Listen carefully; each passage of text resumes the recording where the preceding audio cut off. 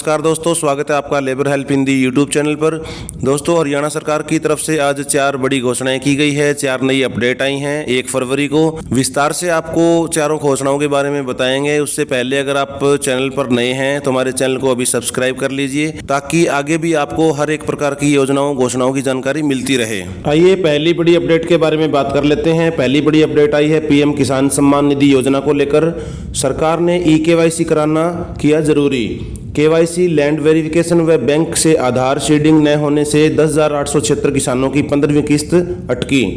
प्रधानमंत्री किसान सम्मान निधि योजना के तहत मिलने वाली राशि से हजारों किसान केवाईसी, लैंड वेरिफिकेशन व बैंक से आधार सीडिंग न होने से वंचित हैं। जिले में योजना का लाभ लेने वाले कुल पात्र किसान 53,585 हैं। इनमें से 6,256 की केवाईसी, 1471 लैंड वेरिफिकेशन व 3149 की आधार सीडिंग न होने से इस बार मिलने वाली 15वीं किस्त की राशि रुक गई है। योजना का लाभ लेने के लिए केंद्र सरकार ने ई-केवाईसी कराना जरूरी कर दिया है। जिन किसानों की ई-केवाईसी व अन्य प्रक्रिया पूरी नहीं है वह योजना से वंचित चल रहे हैं। ऐसे में किसानों को कृषि विभाग और सीएससी सेंटर के चक्कर काटने पड़ रहे हैं। प्रधानमंत्री योजना के तहत प्रतिवर्ष पात्र किसानों को 6,000 रुपये की आर्थिक सहायता दी जाती है। यह राशि 3 किस्तों यानी 2-2 हज़ार रुपये सीधे बैंक खातों में डाली जाती है। कि पात्र किसान योजना से वंचित न रहें, इसके लिए विभाग द्वारा किसानों को मैसेज और कॉल करके जानकारी दी जा रही है। कृषि कार्यालय या सीएससी सेंटर में जाकर ऑब्जेक्शन क्लियर करवा सकते हैं। कृषि विभाग के फील्ड अधिकारी सुरेंद्र दैया ने कहा कि जिन किसानों की केवाईसी के चलते राशि अटकी है वह कृषि कार्यालय में या सीएससी सेंटर में जाकर ऑब्जेक्शन क्लियर करवा सकते हैं। लैंड वेरिफिकेशन के ऑब्जेक्शन वाले किसानों को ब्लॉक या जिला स्तरीय कृषि कार्यालय में जमाबंदी व अन्य संबंधित कागजात लेकर आना होगा। इसके अलावा जिनकी बैंक से आधार सीडिंग पेंडिंग है उन्हें पोस्ट ऑफिस या संबंधित बैंक में जाकर आधार सीडिंग करानी होगी। अगर पात्र किसानों में से किसी की डेथ हो गई है तो उसे नॉमिनी रिमूव नहीं कर सकते, ऐसे में वह पेंडिंग ही दिखाता रहेगा। इसके लिए संबंधित पात्र किसान कृषि कार्यालय में आकर मिल सकते हैं, वहां अपना ऑब्जेक्शन क्लियर करवा सकते हैं। दूसरी अपडेट आई है मौसम को लेकर। प्रदेश में 14 साल में सबसे ठंडा रहा जनवरी, 8 साल में कम बारिश। हरियाणा में 4 फरवरी तक बारिश और पहाड़ों में बर्फबारी की संभावना। महीने भर कड़ाके की ठंड के बाद बुधवार को प्रदेश के कई जिलों में हल्की बारिश हुई। इससे दिन के तापमान में 0.4 डिग्री की कमी दर्ज की गई, जबकि रात के तापमान में 0.4 डिग्री की बढ़ोतरी हुई।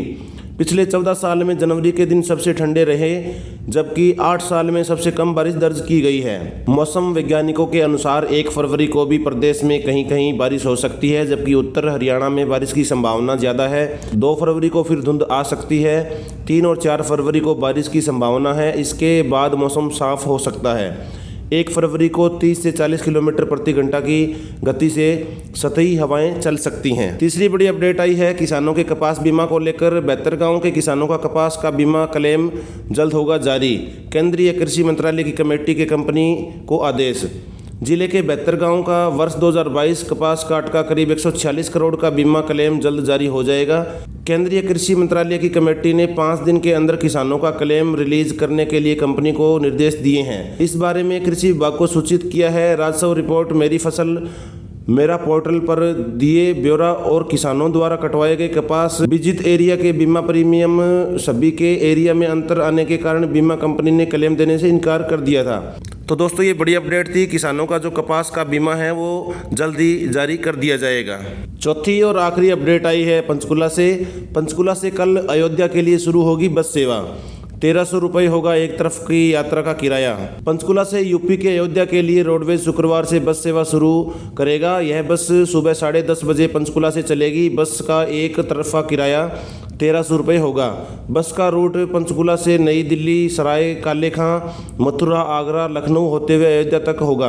पंचकुला से बस सोमवार, बुधवार और शुक्रवार को चलेगी। परिवहन मंत्री मूलचंद शर्मा ने बताया कि रोडवेज की यह बस सेवा पंचकुला से सुबह शुरू होगी व अगली सुबह तक बस अयोध्या पहुंच जाएगी। इस सफ़र में वृंदावन, मथुरा और आगरा भी आएंगे। अभी सामान्य बस शुरू की गई है। यदि और डिमांड आएगी तो अन्य बसें भी शुरू की जाएंगी। यह बस शॉर्ट टर्म परमिट के तहत चलेगी। अन्य जिलों से भी डिमांड आएगी तो वहां से भी बसों को अयोध्या भेज दिया जाएगा। दोस्तों, ये थी आज की 4 बड़ी अपडेट। इसी प्रकार की जानकारी हमेशा प्राप्त करते रहने के लिए हमारे चैनल को अभी सब्सक्राइब कर लीजिए। मिलते हैं नेक्स्ट वीडियो में। जय हिंद।